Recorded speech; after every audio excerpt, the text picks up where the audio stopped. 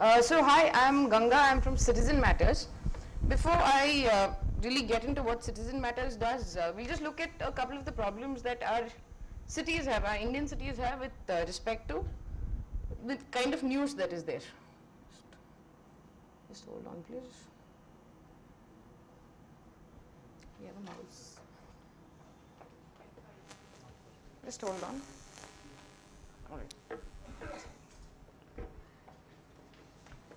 Alright, so we'll just start with a definition of what journalism really is, or the definition that we go by. The central purpose of journalism is to provide citizens with accurate and reliable information they need to function in a free society. So this has pretty much been the basis for the kind of reporting that we do. The problem with Indian cities and media, our metros are massive. There are several cities with a population of over 1 million. If you in fact compare some of our cities, Bombay, Delhi and Bangalore have a greater population than a couple of countries itself. Like Bangalore, for instance, is larger than Switzerland if you go just by the population. So, but for all this population, the kind of news that is available is very disproportionate. There's a lot of focus on national level news or state level news, but local and hyper-local news. When I say hyper-local, I mean I'm staying in a particular locality, there's some corruption that's rampant in that particular locality. But I don't know too much, I don't have too much information about it. And I carry on with my life saying, okay, this is how life is. And there's a lot of information asymmetry. So there are some people with the information and there are a lot of people without the information. For instance, if I need to find out where I need to pay my property tax, I am not too sure, I don't know where to look for the information online. And therefore I say, okay, let me approach an agent, he'll do it for me. And in many cases, you have to give money under the table to get it done. So we are looking to actually get people all the information that they need, along with all news about what's going on really. And what's happened with media in India of late is that there is a lot of focus on getting high readership or just sensationalizing news for the sake of TRPs. So you have the same kind of news which the media says is what the public wants. You have it going on loop. As in, if you look at your television channels and there's some rape that's happened there, they keep going on about it the entire day. So all the other news sort of loses focus. And for a well-governed democracy, you need people who are informed. And for people to be informed, you need people who are involved. And for people to be involved, they need the kind of information that sort of tells them, okay, this is what you need to do, and this is how you can go about it. And people, for them to feel like they can actually do something, like they can make a difference, need to see examples of other people who've done the same thing, and need to see examples in the community itself. And they need to start believing that they can govern their localities or their cities and so on. So we have, in Bangalore for instance, we have a lot of resident welfare associations, we have ward committees. These are all small groups of citizens like you and me actually coming together and working with the local authorities. So media should essentially communicate what is good, what is bad, and the data that goes behind it. So what is good would be, obviously, what are the procedures that need to be followed, what is the news that is out there. What is bad would be what are the scandals or issues behind this particular thing, what are the violations that are happening. And data would be what are the examples of people doing good or bad that are there. So the media essentially needs to give out all this information to the public. And this is where we believe we make a difference. We are a city-focused, citizen-oriented digital magazine. So what we do is we, if there are any big stories in the city, we do our in-depth investigative watchdog reporting on that. We follow up with statements that the government makes, say, but 6 months back, the mayor says, I'm going to make sure Bangalore is free of garbage. We actually go back and follow up saying, okay, this was the date stated 6 months back, where are you on this? And we make sure we track our elected representatives who make big promises prior to the elections. Saying, okay, you said this, what happened to it?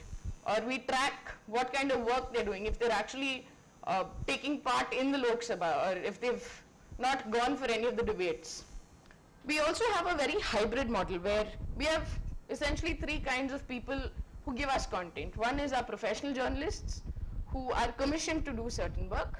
The other is freelance journalists who approach us saying, okay, these are our areas of interest and this is what we can write for you. And the third is citizen writers. So people like you and me, we have a problem in society, we figure out how to do it, and we come and share it on the portal. So people know, okay, somebody else went through it like this, and therefore so can I. And we also have a lot of guides to help people live in a particular city, in this case Bangalore. So how can I buy a government flat, a BDA flat, or how can I pay my property tax, or how can I go re-register my vehicle in Karnataka, and so on. And we also sort of complement all of this with lectures and events and other workshops that we do. In fact, just last month we had a workshop on water management in apartment complexes. So we actually had about 40-50 reps from apartment complexes come, and they spoke about what their best practices in their apartment were, what challenges they face with respect to the current connection, water connection that they have, and so on. So Citizen Matters was set up in 2008, and it was, at that point of time, there was no local news media in Bangalore at all. And we are a citizen-oriented news magazine, and we cover city public affairs, community, and culture. Till the year before that, we've also, can I just get some water, please? Thank you so much.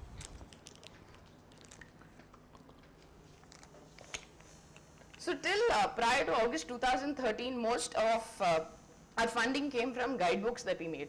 So we have a set of 3 guidebooks about property in Bangalore, about living in Bangalore itself, and a city guide for tourists or anyone who comes into Bangalore. So most of our money or the funding for it was coming from those guidebooks as well as ads on our site. But as of August 2013, we set up a non-profit arm called the Urvani Foundation, and since then we've been community funded. So all our journalism, all our reporters are paid from the foundation, and it's people like you and me who read a particular publication saying, okay, I think the publication has merit and therefore contributes to us.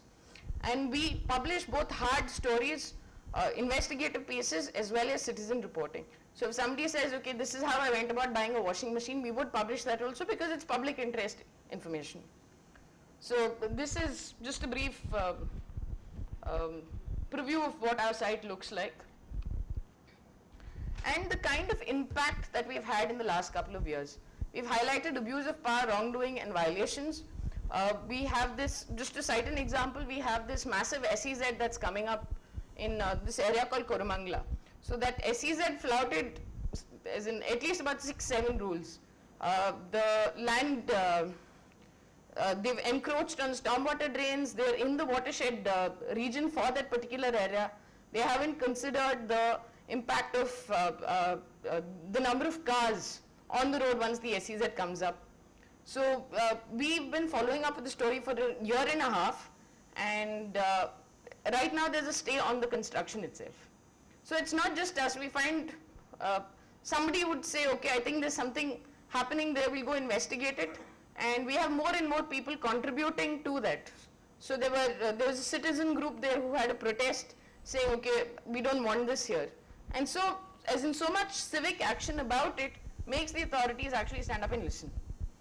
We've encouraged transparency and helped reduce corruption. So we featured this particular story about an apartment complex where they actually managed to get the kata without giving a bribe. So, as in, corruption is extremely rampant in Bangalore. So, as in, after reading that story, several other apartment owners who hadn't yet got their kata said, okay, maybe we can also do it this way. And therefore went. We help people resolve their problems. We teach them how to fish rather than give them the fish itself. Our coverage on lakes, solid waste management, water, all of this has pretty much created a movement for each of those areas. So we featured the story on lake rehabilitation sometime in 2009, saying the lake was being encroached upon, there's so much sewage going in, and since then there are at least about 30-40 lakes across the city which are being rejuvenated. We have community content where people say, okay, this this is what the building together is doing for solid waste management. And other buildings or apartments learn to take an example out of them, make an example out of them. We've, since the beginning, we've covered the people who stood for our assembly elections or the state elections. We've tracked their progress, we've made sure we've gone on the campaign trails to see what they promised and then ultimately what they've really delivered. We cover often ignored topics. That little girl you see there, her name is Meghla. She died almost exactly a year and a month back of malnourishment. And she stays in the heart of Bangalore. So there are various other stories like this which don't really get covered by your regular news media because they say it's not of much interest. People want to read something else. And finally, we're a forum for citizens. A good example of this would be where we did an article on how to apply for a BDA flat. BDA is the government body in Bangalore that gives out housing or plots. So the government organization on their website, they didn't have a forum where they could actually communicate with the people who are interested. So they started posting questions on our website, and we have about 300, 400 people questioning, okay, when will the construction be ready? When do I have to make the first payment and so on. So just to give you a quick example of the kind of stories that we do, that on the top left corner is the Ugly Indians work. There are a bunch of people who goes, every weekend goes about cleaning little localities. And this is a movement that has spread across the country now. Their BESCOM said that apartments needed to give excess fees. So these two guys from an apartment in JP Nagar actually went and found out why, and they managed to reverse the entire thing for the city. So get your kata without paying a bribe. The Kerayan crisis was the first lake story that we did. Kere meaning lake in Kannada. These are our representatives who stood for the elections in the recent Lok Sabha elections. This is a citizen article where we have somebody who actually gave us a guide to follow. If you're buying an under construction property, these are the things that you need to look out for. And we've received recognition across, for our work in the past 8 years. BPC's called us the watchdog of Bangalore. We recently received an award from the Nama Bengaluru Foundation under the media category. And in terms of successes, we can say that we recognize that there was a need for local media, and that's where we filled the gap. And we've broken several stories because we're focusing only on Bangalore.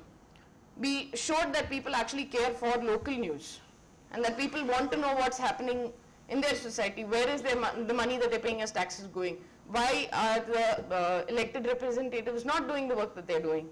We've established credibility and reputation for public interest journalism. And something that really works for us is our hybrid model of having us covering the hard stories and getting community generated content for hyperlocal stories. We've been extremely interactive. Our website keeps people coming back, where we have people posting on our stories. We're active on all forms of social media. And we are extremely ethical. Our values are in place. We do not take money from any corporation or bodies with vested interest to publish certain types of stories. In fact, I think about 2 years back when we were doing our research on the guys who were standing for the elections, we went to a particular politician, did the interview. At the end of it, his secretary comes and hands over a bundle of cash. We're like, no, we didn't come here for the cash. So, and we're looking at citizens being problem solvers. We're doing all of this so that we can empower citizens to actually say that, okay, this is my city and I'm going to take care of it. So the three things that I think will work for any digital news media in any city is make sure there's hybrid journalism, where you have professional journalists as well as the citizens pitching in. You need to have rich data. A lot of data needs to be out in the public domain. So for instance, right now we're doing something on water tankers. Bangalore has a huge water mafia as well, where tanker rates are decided based on how much people pay and so on. So we're putting the data up in the public domain so that somebody who's paying 900 rupees knows that he doesn't need to pay that much. He needs to pay 450 instead.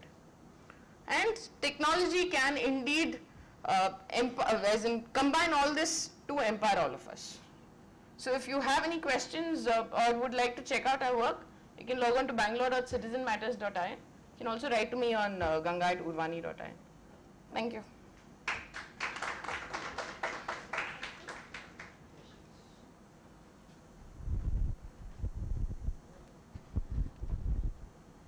Hello. Yeah. Ganga, people like you make this world go round. Thank you for being in this world. One question. When do you launch in Pune? More seriously, how do you replicate this in other cities? This is damn neat work, man. We need it.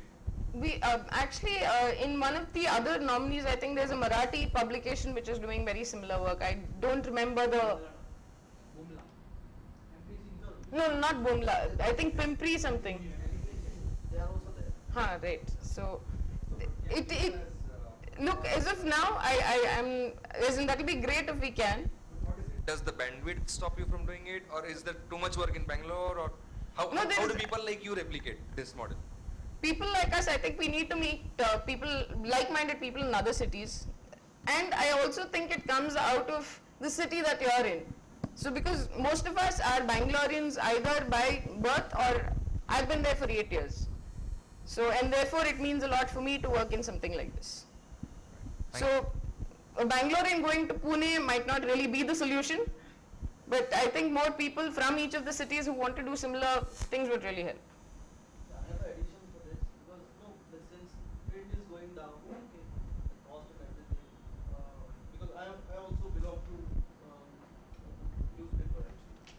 So what I think is web journalism and online websites, websites and all that. These are the need of the hour actually, because revenue-wise everything it works actually.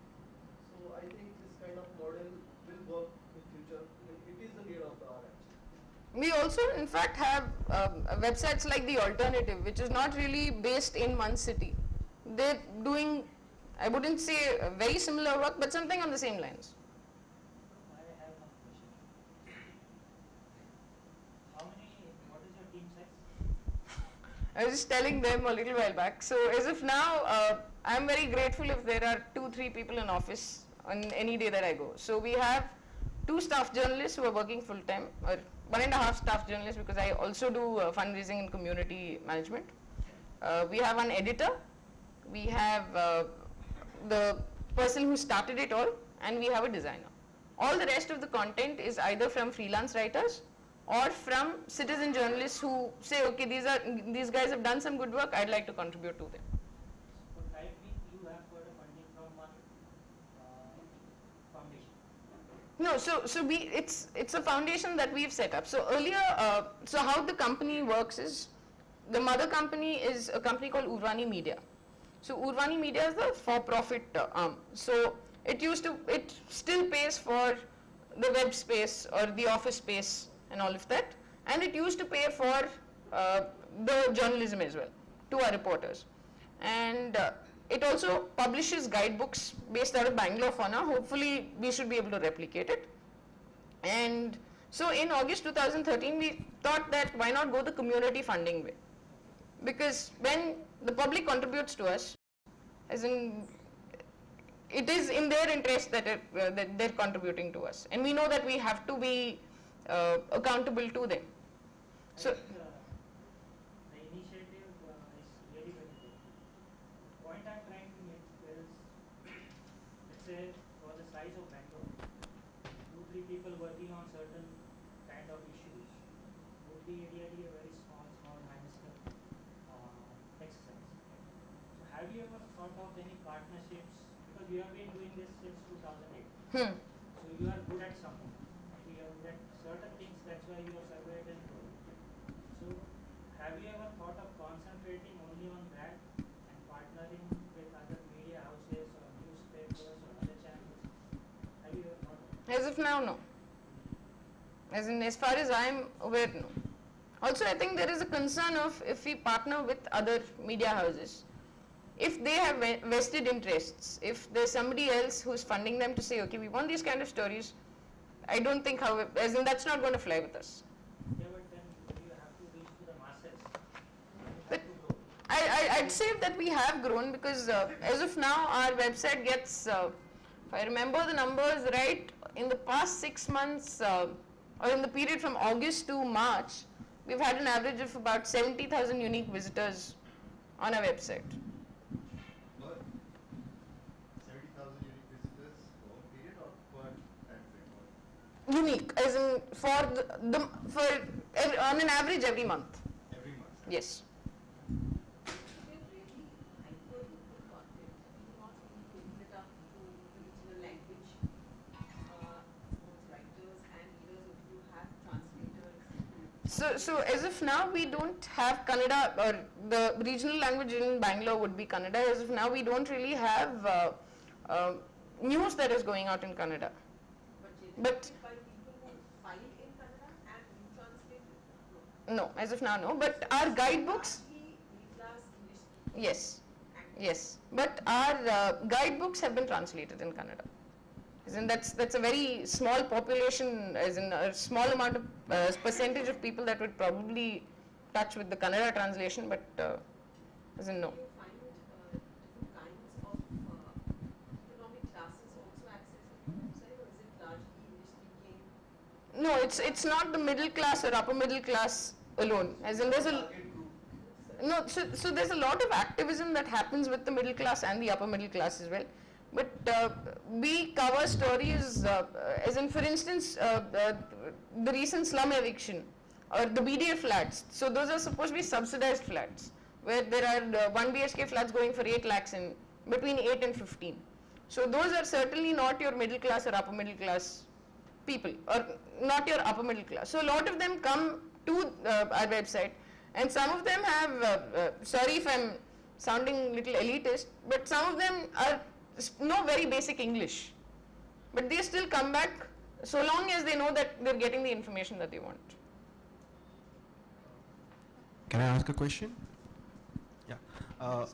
In Bangalore, you have a lot of other NGOs like Janagra or Public Affairs Foundation. So, how is the collaboration with these NGOs? Because you rightly said data is one of the most important thing, and we do something not exactly like a citizen journalism, but we do take a lot of budget data and go to citizens every year. The NGO that I represent. So it matters a lot when citizens come to know what exactly they're in the budget.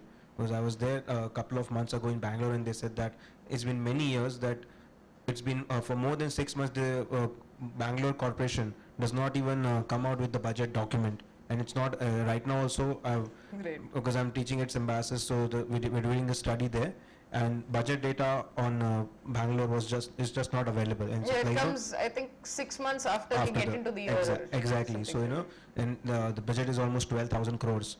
So that's a humongous amount. So do you work also with the local corporators, because MLAs and MPs is one thing, but as you said, the hyper local work. So do you work with the local corporators and No, with we the don't, NGOs? as of now, we don't work with the corporators. We do go to them when we need a quote from them or when we want to find out what exactly that they're doing, but there is no collaborative work that's happening with them. But in Bangalore, we also have these ward committees, which are essentially groups of, as members from the neighborhood itself who work with the corporators. But as far as I know, that hasn't been working too brilliantly because the ward committees aren't given too much power. Essentially, whoever's making the money wants to still stay in power. That's it. Thank you. Thank you so much.